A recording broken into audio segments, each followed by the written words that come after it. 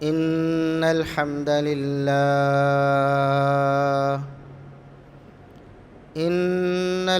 لله نحمده ونستعينه ونستغفره ونعوذ بالله من شرور أنفسنا وسيئات أعمالنا. من يهده الله فلا مضل له ومن يضلل فلا هادي له. أشهد أن لا إله إلا الله وحده لا شريك له وأشهد أن محمدًا عبده ورسوله. اللهم صل على محمد وعلى آل محمد كما صليت على إبراهيم وعلى آل إبراهيم إنك حميد مجيد. اللهم بارك على محمد وعلى آل محمد كما باركت على إبراهيم وعلى آل إبراهيم إنك حميد مجيد. أما بعد فيا أيها الناس ألا إن خير الحديث كتاب الله وخير الهدي هدي محمد صلى الله عليه وسلم وشر الأمور محدثاتها وكل محدثة بدعة وكل بدعة ضلالة. أعوذ بالله السميع العليم من الشيطان الرجيم من همزه ونفخه ونفثه. بسم الله الرحمن الرحيم. سبحان الذي أسرى بعبده ليلا من المسجد الحرام إلى المسجد الأقصى الذي باركنا حوله لنريه من آياتنا إنه هو السميع البصير. انتہائی قابل احترام بزرگوں، عزیز نوجوان ساتھیوں، معززات و مکرمات، اسلامی ماں اور بہنوں، ہر قسم کی حمد و ثناء، تعریف و تمجید، کبریائی، بڑائی، رفعت و عظمت اللہ رب العزت کے لیے جو پوری کائنات کا خالق و مالک ہے. بے شمار لا تعداد بے حد و حساب درود و سلام پیغمبر آخر الزماں، محسن انسانیت، محسن کائنات، جناب محمد الرسول اللہ صلی اللہ علیہ وسلم کی ذات اقدس پر. گزشتہ خطبہ جمعۃ المبارک میں نے آپ سے یہ گوش گزار کیا تھا کہ محمد الرسول اللہ صلی اللہ علیہ وسلم جو ہمارے نبی الرسول ہیں اور خاتم النبیین والمرسلین ہیں، ان کے بارے میں لوگ توہین آمیز رویہ اختیار کرتے ہیں، ان کی گستاخی کرتے ہیں. اس کی وجوہات کیا ہیں اس پر بات ہوئی تھی، اور اس کا سبب ابھی کچھ دن پہلے انڈیا سے ایک ہندو عورت جو کہ وہاں کی سیاستدان بھی ہے، اس کی طرف سے کی گئی توہین تھی. بطور مسلمان اور بطور امتی ہم اس بات پر تو بہت تڑپتے ہیں، پریشان ہوتے ہیں کہ ہمارے نبی صلی اللہ علیہ وسلم کی شان میں توہین ہوئی ہے. لیکن ہم اس بات پہ غور نہیں کرتے کہ ہمیں بطور مسلمان کیا کرنا ہے۔ لوگ تو جھوٹ پھیلاتے ہیں، لوگ توہین آمیز گفتگو کرتے ہیں، لوگ گستاخیاں کرتے ہیں، اور وہ جب گستاخی اور توہین کر رہے ہوتے ہیں تو کوئی نہ کوئی بات ساتھ قرآن کریم کی ملا کر اس کو تروڑ مروڑ کر پیش کرتے ہیں کہ دیکھیں قرآن میں یہ لکھا ہے اور اس حساب سے تو پھر یہ ہونا چاہیے۔ اسی طرح حدیث کو بھی وہ تروڑ مروڑ کر پیش کرتے ہیں اور لوگوں کو یہ تاثر دینا چاہتے ہیں کہ اسلام کی تو اپنی تعلیمات میں یہ باتیں ہیں جن کی بنا پر ہم یہ بات کر رہے ہیں۔ اس حوالے سے مسلمانوں نے کیا سوچا یا اس کے بارے میں کیا تیاری کی؟ ہمارا ایک نوجوان ہے، پڑھا لکھے نوجوان کی بات کر رہا ہوں، ایک پڑھا لکھا نوجوان ہے، کالج میں یونیورسٹی میں پڑھنے والا، اس کو معاشرے کی سوجھ بوجھ ہے، اس کو سیاست کے بارے میں سب کچھ پتہ ہے، اس کو عالمی حالات کا ادراک ہے۔ یوں وہ ایک پڑھا لکھا اور سمجھدار اور دانشور سمجھا جاتا ہے۔ کیا اس کے سامنے اگر یہ اعتراضات پیش کیے جائیں، کوئی بدبخت، کوئی کافر، کوئی گستاخ اس کے سامنے وہ باتیں کرے تو کیا وہ ان باتوں کا جواب دینے کی اہلیت اور صلاحیت رکھتا ہے؟ میں تو کہتا ہوں کہ دوسرے کو مطمئن کرنا تو دور کی بات ہے، ہمارے نوجوانوں کے سامنے جب ایسی باتیں آتی ہیں یا آئیں گی، وہ خود اپنے آپ کو مطمئن نہیں کر پائیں گے شرح صدر کے ساتھ کہ ہمارے نبی پر جو اعتراض ہوا ہے یہ غلط ہے۔ تو پھر ہمارے نوجوان یا ہماری نسل یا ہم بطور مسلمان، بطور امتی کہاں کھڑے ہیں؟ ہمیں تو اپنے نبی صلی اللہ علیہ وسلم کی سیرت، آپ کی سنت، آپ کی زندگی، آپ کی حیات مبارکہ، اس کے بارے میں کوئی کنفیوژن نہیں ہونی چاہیے تھی۔ ہمیں اس کے بارے میں بھرپور مطالعہ کرنا چاہیے تھا، کیونکہ وہ ہمارے آئیڈیل ہیں، ہمارے لیے نمونہ ہیں، ہمارے لیے اسوہ حسنہ ہیں، ہم نے پوری زندگی ان کی سنت اور طریقے کے مطابق گزارنی ہے۔ لیکن آج اگر آپ پوچھیں کسی سے، کسی سیاستدان کے بارے میں، تو ہر نوجوان، ہر بوڑھا، ہر بچہ اس کو پتہ ہوگا ہمارا وزیر اعظم کون ہے، سابق وزیر اعظم کون تھا، وزیر اعلیٰ کون ہے، اور جس پارٹی کو وہ بہتر سمجھتا ہے اس کے بارے میں دلائل بھی سارے اس کے علم میں ہوں گے۔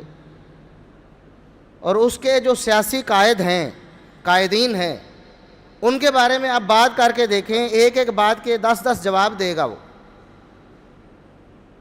منہ بند کرنے کی کوشش کرے گا، کیونکہ میرے پارٹی لیڈر کے بارے میں بات ہو رہی ہے تو اس نے چونکہ اس کے بارے میں بہت کچھ سنا ہے، بہت کچھ دیکھا ہے، بہت کچھ پڑھا ہے۔ کسی کا اگر فیورٹ عمران خان ہے تو اس نے اس کی تقریریں سنی ہوئی ہیں، اس نے اس کے حمایتی لوگوں کی، اس کے سپورٹرز کی، ایسے صحافی جو اس کی سپورٹ کرتے ہیں اس کی تقریریں سنی ہوئی ہیں، ان کے تجزیے پڑھے ہوئے ہیں، تو ایک ایک بات کے کئی جواب دینے کی قدرت رکھتا ہے۔ کسی کا اگر لیڈر فیورٹ نواز شریف ہے تو اس کے بارے میں آپ کو ہر شبے کا جواب دینے کی اہلیت رکھتا ہے، ایک ایک نہیں کئی جواب دے گا۔ لیکن غور کریں کہ اگر اعتراض محمد الرسول اللہ صلی اللہ علیہ وسلم پر ہو تو ہم کس قدر قدرت رکھتے ہیں کہ ہم جو مخالف ہے، جو دشمن ہے، اس کو ہم جواب دے کر اس کا منہ بند کر۔ یہ سوچنے کی بات۔ ہمارے جو ماحول میں ہمارے مسلمان بچے ہوں، جوان ہوں، بوڑھے ہوں، کھیلوں میں دلچسپی ہے تو تمام کھلاڑیوں کے بارے میں پتہ ہے، ہر کھلاڑی کے جو کارنامے ہیں ان کے بارے میں پتہ ہے، اس نے جتنے میچ کھیلے ہیں ان میچوں کی تفصیل پتہ ہے۔ کرکٹ کے بارے میں ہو تو کتنی سینچریاں ماری ہیں، کتنی 50 کی ہیں، کتنی وکٹس لی ہیں، کتنے ون ڈے کھیلے ہیں، کتنے ٹیسٹ کھیلے ہیں، سب پتہ ہوگا، ساری تفصیلات اور جزیات پتہ ہیں۔ نہیں پتہ تو محمد الرسول اللہ صلی اللہ علیہ وسلم کی حیات مبارکہ کے بارے میں نہیں پتہ۔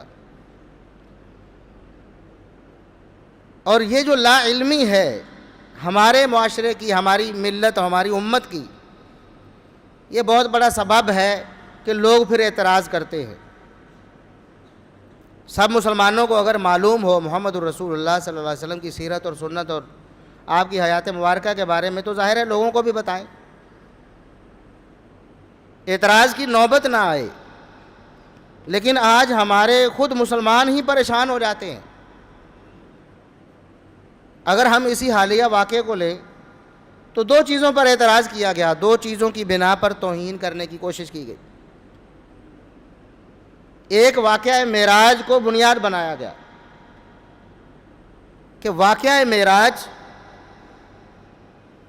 یہ تو ایک من گھڑت ہے یا افسانہ ہے یا خود ساختہ ہے، اگر اس کو مانا جائے تو گویا وہ کوئی ایسی طلسماتی ایک داستان بنتی ہے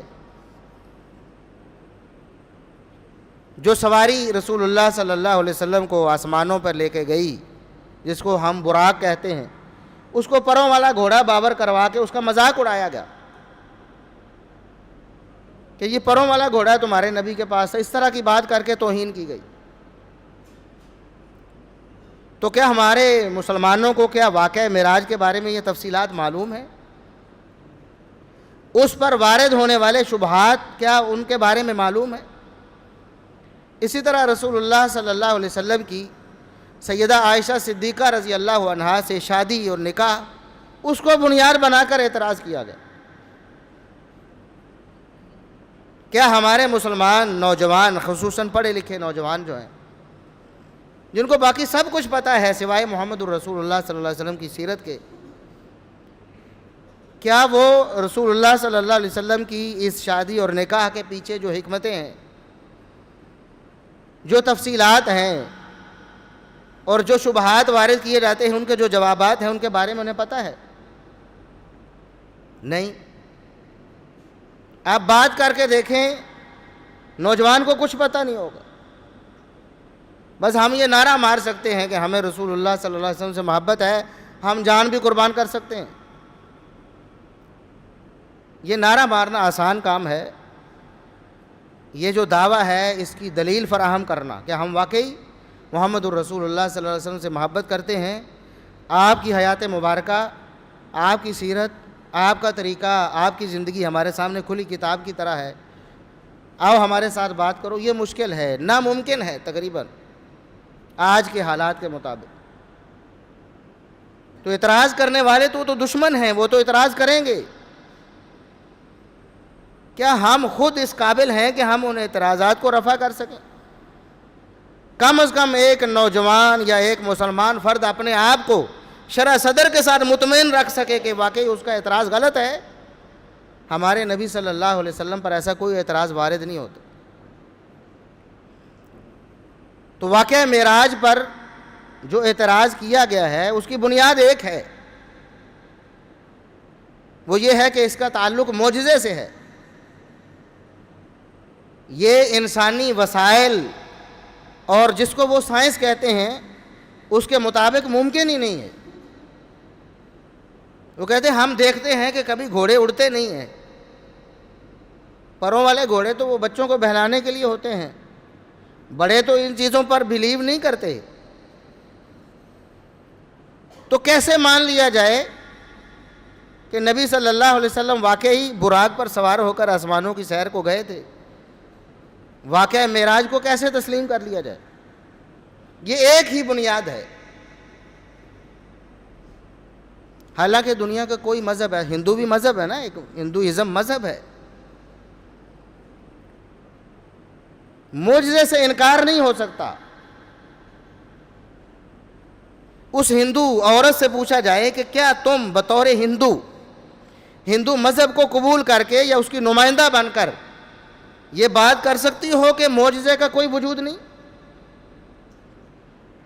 دنیا میں جتنے بھی معاملات وقوع پذیر ہوتے ہیں وہ سارے کے سارے ظاہری اسباب کے تحت ہوتے ہیں، اور ظاہری اسباب جو ہمیں نظر آتے ہیں ان کے بغیر دنیا میں کسی کام کا ہونا ممکن نہیں ہے۔ کیا ہندو مذہب اس بات کی تائید کرتا ہے؟ اگر آپ ہندو مذہب کا مطالعہ کریں تو بے شمار ایسے واقعات ہیں، جس طرح ہمارے ہاں ایک مکتبہ فکر ہے جو بہت ساری داستانیں اور کہانیاں گڑھنے میں ان کی مہارت ہے۔ وہ بیٹھے بٹھائے کسی کو اڑا دیتے ہیں، کسی کو چلا دیتے ہیں، کسی کو کچھ کر دیتے ہیں۔ بالکل ایسا ہی آپ کو ہندو مذہب میں ملے گا، اس سے بڑھ کر، بلکہ جن کو وہ بھگوان مانتے ہیں ان کے واقعات جو انہوں نے خود ان کی مقدس کتابوں میں موجود ہیں، ان کے صحیفوں میں موجود ہیں۔ مثال کے طور پر کسی کے بیٹے کا سر کٹ گیا، بھگوان تھا ایک،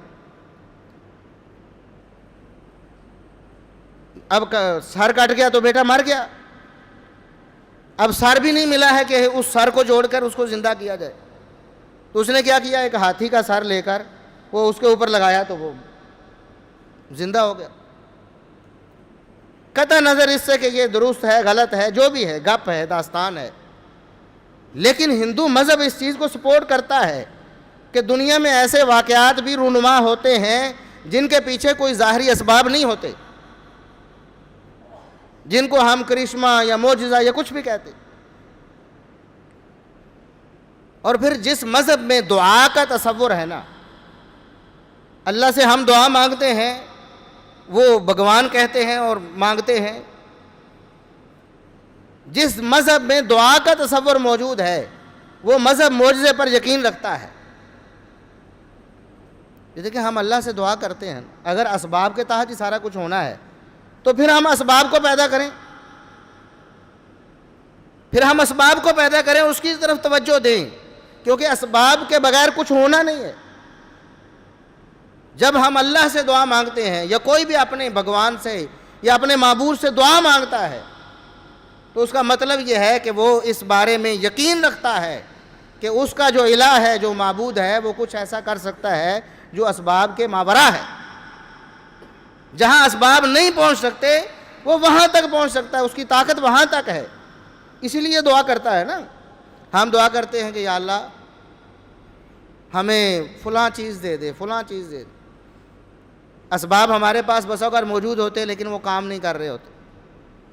اولاد کے لیے ہم دعا مانگتے ہیں، اسباب موجود ہیں، شادی ہے، نکاح ہے، زوجین ہیں، میاں بیوی ہیں، تعلق ہے، ناتا ہے، لیکن اس کے باوجود اسباب کام نہیں کر رہے۔ اس کا مطلب یہ ہے کہ آپ کا وہ کام اسباب کے ذریعے نہیں ہو رہا۔ آپ دعا مانگتے ہیں، دعا کرواتے ہیں کہ یا اللہ ہمیں اولاد دے، آپ مان رہے ہیں کہ دنیا میں سب کچھ اسباب کے ذریعے نہیں ہوتا ہے۔ کتنے ایسے مشاہدات، تجربات ہمارے سامنے ہیں۔ کوئی شخص ایک بلند و بالا عمارت سے گرا، 8ویں 10ویں 14ویں منزل سے، لیکن بچ گیا۔ اسباب کیا کہتے ہیں کہ اتنی بلندی سے گرنے والا بچتا نہیں ہے، ہمارا تجربہ مشاہدہ یہ کہتا ہے، لیکن وہ بچ جاتا ہے۔ اور اسباب کے اعتبار سے ایک انسان بالکل فٹ ہوتا ہے، تندرست و توانا ہوتا ہے، لیکن کچھ دیر بعد وہ دنیا سے چلا جاتا، مر جاتا ہے۔ تو کہتے ہیں کہ پتہ نہیں یہ کیا ہو گیا ہے جی اس کو۔ دنیا میں سب کچھ اسباب کے ساتھ نہیں ہوتا، بغیر اسباب کے بھی ہوتا ہے۔ اسی کو ہم اگر وہ کسی نبی کے ہاتھ سے ظاہر ہو تو اس کو معجزہ کہتے ہیں، کسی ولی کے ایسا معاملہ ہو اس کو کرامت کہتے ہیں۔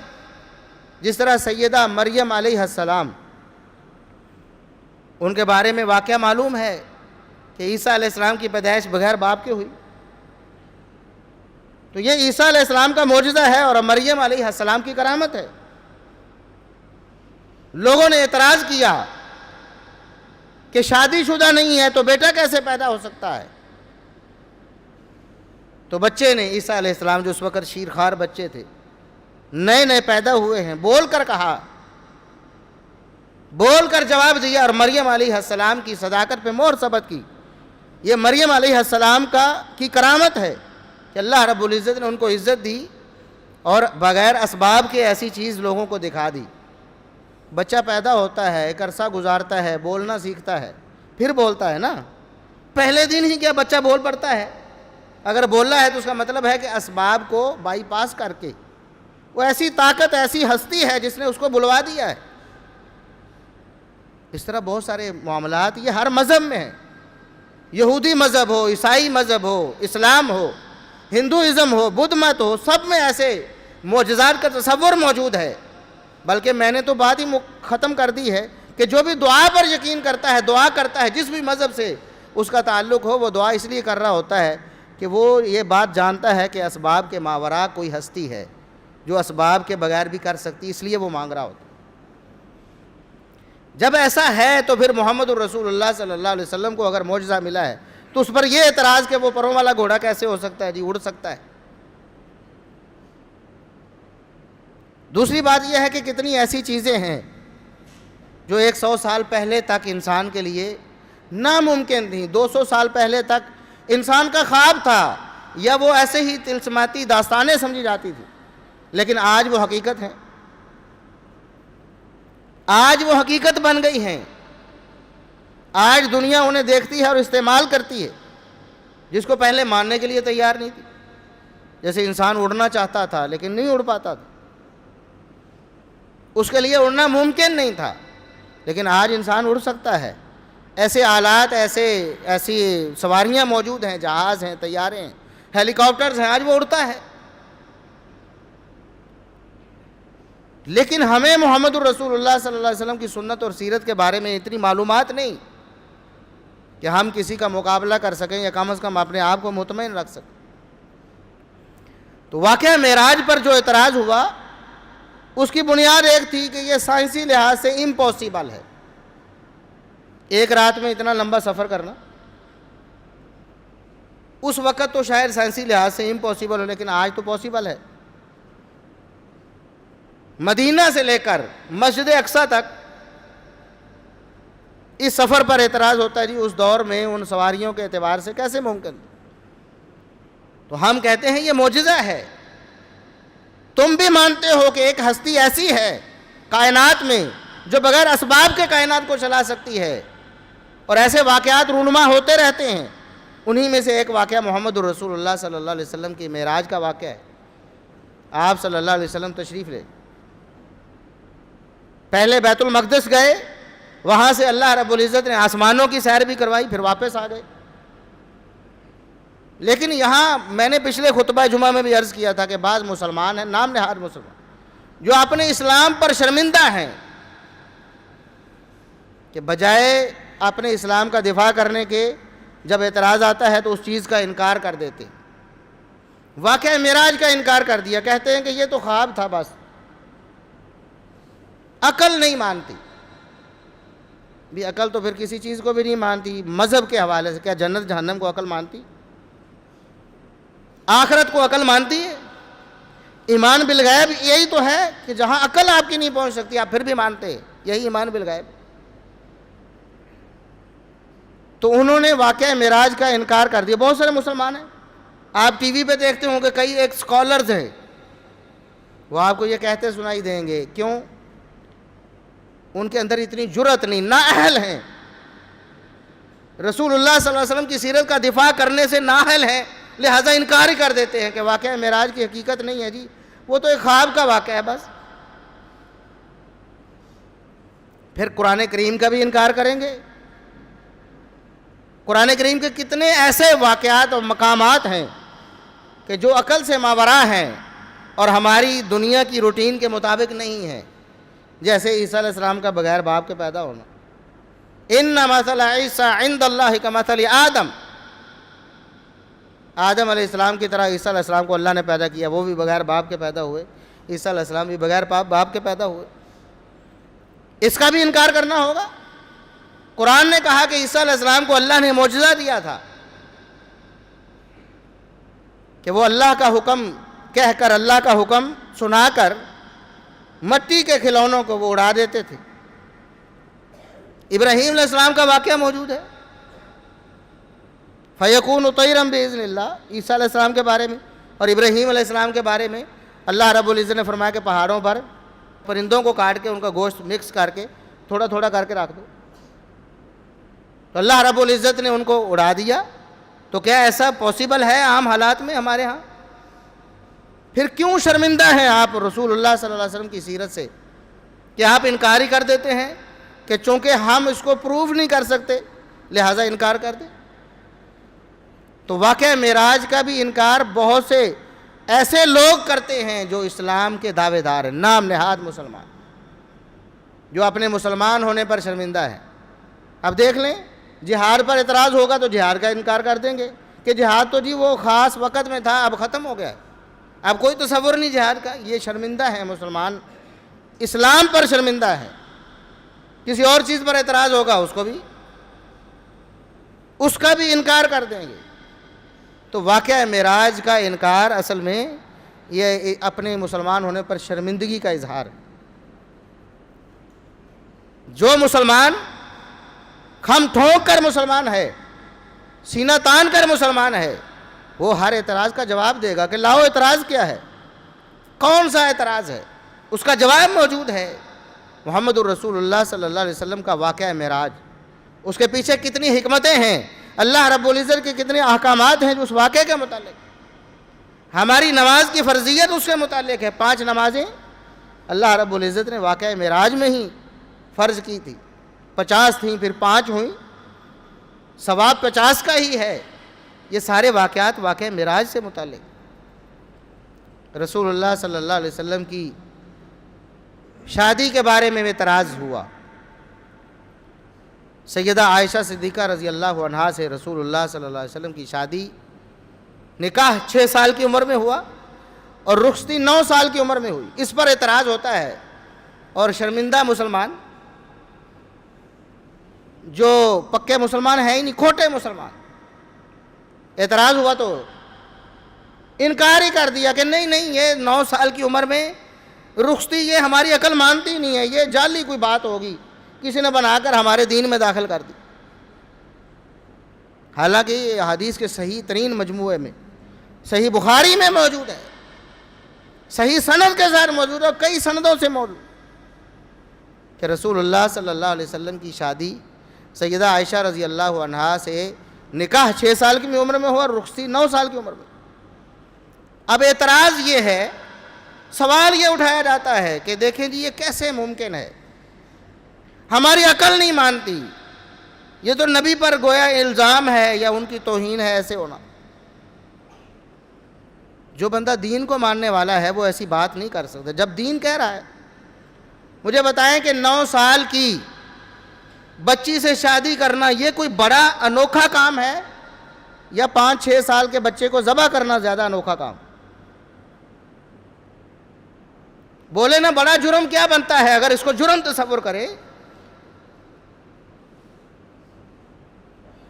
اسماعیل علیہ السلام کو ذبح کرنے کا حکم، کتنی عمر تھی اسماعیل علیہ السلام؟ کتنی عمر تھی؟ قرآن کہتا ہے فَلَمَّا بَلَغَ مَعَهُ السَّعْيَ، جب وہ اپنے باپ کے ساتھ دوڑنے چلنے پھرنے کے قابل ہوئے۔ کتنی عمر میں بچہ ہو جاتا ہے چلنے پھرنے کے قابل؟ اللہ رب العزت نے کیا فرمایا قرآن میں؟ ابراہیم علیہ السلام کو خواب آیا، ابراہیم علیہ السلام نے اپنے بیٹے سے کہا انی اری فی المنام انی اذبحک، میں خواب میں دیکھ چکا ہوں کہ میں تمہیں ذبح کر رہا ہوں۔ اور انبیاء کے خواب کیا ہوتے ہیں؟ اللہ کی وحی ہوتے ہیں، یعنی اللہ نے مجھے حکم دیا ہے کہ میں تمہیں ذبح کر دوں، تمہارے گلے پہ چھری چلا دوں۔ قرآن میں ہے کہ نہیں؟ کیا جواب ہے اگر کوئی کافر کوئی ہندو اعتراض کرے کہ تمہارا مذہب تو بچوں کو ذبح کرواتا ہے، تمہارا نعوذ باللہ یہ کہے تمہارا خدا تو یہ حکم دیتا ہے، تو کیا جواب ہے آپ کے پاس؟ شرمندہ ہو کر انکار کر دیں گے؟ یہ کہہ دیں گے کہ نہیں اس واقعے کی کوئی حقیقت نہیں، ہم قرآن کی آیات کو نہیں مانتے؟ یا ہم ٹھوک کر کہیں گے کہ ہم مانتے ہیں، یہ ہمارا مذہب ہے، ہمارا دین ہے، یہ ہمارے اللہ کا حکم ہے اور ہم اس کا انکار نہیں کرتے؟ اور اس پر کوئی کہہ سکتا ہے کہ بچے کو ذبح تو نہیں کیا گیا تھا نا، حکم ہی دیا گیا اور بعد میں ٹال دیا گیا۔ ایک تو یہ ہے کہ ابراہیم علیہ السلام تو تیار ہو گئے تھے اور انہوں نے تو اپنا کام کر دیا، اسی لیے اللہ نے فرمایا قد صدقت الرؤیا، آپ نے تو میرے حکم پر عمل کر دیا، جو خواب میں دکھایا آپ نے حکم پر عمل کر دیا، یہ تو ہم نے بچا لیا، ہماری مرضی۔ لیکن ایک دوسرا واقعہ بھی قرآن کریم میں مذکور ہے، سورہ کہف میں آپ نے پڑھا، سنا بھی، تلاوتیں کیں، ترجمے پڑھے کہ خضر علیہ السلام نے کیا کیا، موسیٰ علیہ السلام کے سامنے ایک بچے کو قتل کر دیا، مروڑا، اس کو ختم کر دیا۔ موسیٰ علیہ السلام کو بھی بات سمجھ نہیں آئی، پوچھ لیا اقتلت نفسا زکیۃ، معصوم بچے کو آپ نے مار دیا ہے، کیوں مارا ہے، میری سمجھ سے باہر ہے۔ پھر جب خضر علیہ السلام نے بتایا کہ یہ اللہ کا حکم ہے اور میں نے وحی سے کیا ہے، تو موسیٰ علیہ السلام نے اعتراض ختم۔ یہ ایک مسلمان کا طریقہ ہے جو وحی پر ایمان لانے والا ہے، وحی یہی تو وحی ہے، ایمان بالغیب یہی تو ہے، ہمیں سمجھ آئے نہ آئے ہم اس کو تسلیم کرتے ہیں اور اس کو مانتے ہیں۔ ایک نبی اگر اللہ کے حکم سے خواب دیکھ کر، خواب میں نبیوں کو وحی آتی ہے نا، اللہ کے حکم سے 5-6 سال کے بچے کو ذبح کرنے کے لیے تیار ہو اور ذبح کر دے اپنے طور پر، وہ آپ کو قبول ہے۔ لیکن ایک نبی 9 سال کی بچی سے شادی کرے اللہ کے حکم سے، اور یہ پروو کرنا میری ذمہ داری، جس طرح ابراہیم علیہ السلام کو اللہ نے حکم دیا خواب میں، وحی کی کہ اپنے بچے کو ذبح کر دے، اسی طرح محمد الرسول اللہ صلی اللہ علیہ وسلم کو اللہ نے وحی کی کہ آپ کی شادی عائشہ سے ہونی ہے۔ صحیح بخاری میں ہے، رسول اللہ صلی اللہ علیہ وسلم نے فرمایا عائشہ، اللہ نے مجھے 2 دفعہ شادی سے پہلے، نکاح سے پہلے خواب میں دکھایا ہے، اور اللہ نے، فرشتے نے کہا ہے کہ یہ آپ کی بیوی ہے۔ فرشتے نے کیا کہا؟ یہ آپ کی، یعنی آپ نے اس سے شادی کرنی ہے۔ 4-5 سال کے بچے کو اگر ذبح کرنے کے لیے نبی تیار ہو جائے تو کوئی اعتراض نہیں، 9 سال کی بچی سے شادی کرنے کے لیے تیار ہو جائے تو یہ جرم ہے۔ اور اس سے اگلی بات یہ ہے کہ وہ بات تو عقل سے ویسے ہی ماورا ہے بچے کو ذبح کرنے والی، لیکن 9 سال کی عمر میں شادی کے قابل ہونا یہ عقل سے ماورا نہیں ہے۔ اعتراض یہ ہوتا ہے کہ 9 سال کی بچی بالغ نہیں ہوتی، جھوٹ ہے۔ آج بھی گوگل کر کے دیکھیں، دنیا میں کتنی ایسی مائیں ہیں 9 سال سے پہلے ماں بن گئی۔ بھئی جب تک بچی بالغ نہ ہو وہ ماں بن سکتی؟ وہ سیدھی سی بات ہے نا، وہ جو بچے کی ولادت کے اسباب ہیں وہ آتے ہی تب ہیں جب بلوغت آ جاتی ہے، بلوغت سے پہلے بچے کی ولادت کے اسباب نہیں ہوتے، وہ اعضاء ہی نہیں مکمل ہوئے ہوتے جن سے بچہ پیدا ہونا۔ اسی طرح جب کوئی عورت اپنی عمر زیادہ گزار چکے اس وقت بھی بچے کی پیدائش کے اسباب ختم ہو جاتے ہیں، عمر کم ہو تب بھی بچہ پیدا، عمر زیادہ ہو تب بھی بچہ پیدا نہیں ہوتا۔ بچہ تب پیدا ہوتا ہے جب عورت اس اہل ہو کہ وہ ماں بن سکے، وہ بالغ ہو چکی ہوتی ہے۔ اور بلوغت کا مطلب کیا ہے؟ بھوک کو سمجھتے ہیں؟ بھوک کسے کہتے ہیں؟ بھوک آپ کو لگتی ہے نا بھوک، بھوک کا مطلب یہ ہے کہ آپ کا پیٹ کچھ مانگ رہا ہے آپ سے، آپ کا پیٹ آپ سے کچھ مانگ رہا ہے، مطالبہ کر رہا ہے اور آپ اس کو پورا کرتے ہیں، کرنا پڑتا ہے۔ یہ جو بھوک لگنے کا عمل ہے نا، جب آپ کو بھوک نہ ہو تو آپ کو کچھ کھانا پینا اچھا، پیٹ بھرا ہوا ہو تو آپ کچھ نہیں کھاتے پیتے، آپ کے سامنے کتنا ہی بہترین کھانا کیوں نہ آ جائے آپ کی توجہ ہی نہیں جاتی، پیٹ بھرا ہوا ہے۔ جب بھوک لگ جائے تو پھر آپ کھاتے ہیں۔ اس کا مطلب یہ ہے کہ جب انسان بالغ ہو جاتا ہے تو اس کو ایک بھوک لگتی ہے، جنسی تسکین کی بھوک۔ ہمارے ہاں تو بے راہ روی ہے نا، بوڑھے بوڑھے کر کے بچوں کی شادیاں کر، وہ بچہ 40 سال عمر ہوگی، 30 سال ہوگی، جبکہ ہمارے ہاں ایوریج جو بلوغت ہے وہ 12 سال ہے۔ 12 سال سے پہلے بھی بچے بالغ ہو رہے ہمارے اس معاشرے میں۔ اس دور کی بات نہیں کر رہا، اس دور کی بات کر رہا. پھر ہر بچہ ذہنی اور جسمانی طور پر اس کی گروتھ ایک جیسی نہیں ہوتی. آپ کو یہ میڈیکل سائنس بھی بتاتی ہے، مشاہدات و تجربات بھی بتاتے ہیں. کچھ بچے ایسے ہوتے ہیں بہت زیادہ ذہین فطین ہوتے ہیں کہ بڑے بڑے نوجوان بھی دیکھ کر دنگ رہ جاتے ہیں.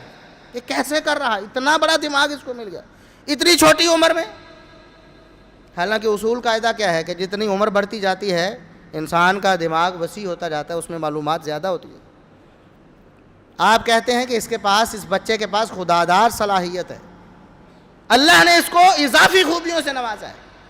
اسی طرح جسمانی طور پر بھی بعض بچے بہت بڑے ہو جاتے ہیں چھوٹی عمر میں، کہ ایک 30 سال کا نوجوان جوان اس کے مقابلہ نہیں کر سکتا جبکہ اس کی عمر 10 سال ہوتی. اللہ رب العزت نے اس کو جسمانی طور پر اضافی خوبیوں سے نوازا ہوتا ہے، طاقت اور قوت دی ہوتی ہے. یہ ہمارے مشاہدے و تجربے کی بات ہے. تو آپ کیسے کہہ سکتے ہیں کہ سیدہ عائشہ صدیقہ رضی اللہ عنہا 9 سال کی عمر میں وہ شادی کے قابل نہیں ہوئی تھی یا وہ بالغ نہیں ہوئی تھی، جبکہ آپ کے پاس تجربہ اور مشاہدہ موجود ہے کہ آج بھی اس دور میں بھی بچیاں 9 سال سے پہلے بالغ ہو جاتی ہیں، ہو رہی ہیں. مثالیں موجود ہیں، مائیں بننے کی مثالیں موجود ہیں. اور مائیں تب بھی بنی نا جب وہ بلوغت کے عمل سے گزر کر اس کے بعد پھر ان کا تعلق بنا اور پھر بچہ پیدا ہوا. تو محمد الرسول اللہ صلی اللہ علیہ وسلم نے اللہ کے حکم سے ایک ایسی عورت سے شادی کی جس کو اللہ رب العزت نے چھوٹی عمر میں ذہنی اور جسمانی طور پر بڑا کر دیا تھا. سیدہ عائشہ رضی اللہ عنہا کی سیرت کا مطالعہ کریں. چھوٹی عمر میں معلمہ کائنات بنی، پوری کائنات کی عورتوں کی معلمہ اور استاذ بن گئی، استاذہ بن گئی. کیسے ممکن ہے اتنی چھوٹی عمر میں؟ اس کا مطلب یہ ہے کہ اللہ رب العزت نے انہیں اضافی خوبیوں سے نوازا. یہ کوئی انہونی بات ہی نہیں ہے جس پر اعتراض کیا گیا. اور ہمارے شرمندہ مسلمان بجائے اس کے کہ محمد الرسول اللہ صلی اللہ علیہ وسلم کی سیرت کا دفاع کرنے کے پیچھے پیٹ پھیر کے بھاگے، انکار ہی کر دیا. کہا کہ یہ تو عقل میں آنے والی توبہ توبہ نعوذ باللہ جھوٹ لکھا ہے بخاری میں. قادیانی جنہوں نے اپنے جھوٹے نبی کی اتنی واہیات باتوں کو تسلیم کیا اور آج تک مانے ہوئے، کسی کا انکار نہیں کر. اس نے کہا مجھے جھوٹی وحی، اس نے وحی کا دعویٰ کر دیا کہ فلاں عورت سے میری شادی ہونے والی ہے. قادیانیوں نے مان لی، شادی نہیں ہوئی. آج بھی قادیانی مانتے ہیں کہ وحی آئی تھی. وہ سمجھے کہ نہیں سمجھے؟ تم مسلمان ہو کر، ختم نبوت کے چوکیدار ہو کر، محمد الرسول اللہ صلی اللہ علیہ وسلم سے اس کو محبت کے دعوے کر کے آپ صلی اللہ علیہ وسلم کی سیرت کا دفاع نہیں کر سکے. فائدہ کیا ہے؟ تو اس لیے مسلمانوں کو رسول اللہ صلی اللہ علیہ وسلم کی سیرت کا بغور مطالعہ کرنا چاہیے.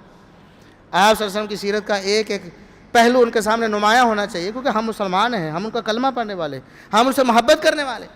ایک سیاستدان کا دفاع کرنے کے لیے آپ کے پاس 10 باتیں ہیں اور محمد الرسول اللہ صلی اللہ علیہ وسلم کا دفاع کرنے کے لیے ایک بات بھی نہیں. کہاں گئی ہماری محبت؟ اللہ رب العزت ہمیں عمل کی توفیق عطا فرمائے. وآخر دعوانا ان الحمد للہ رب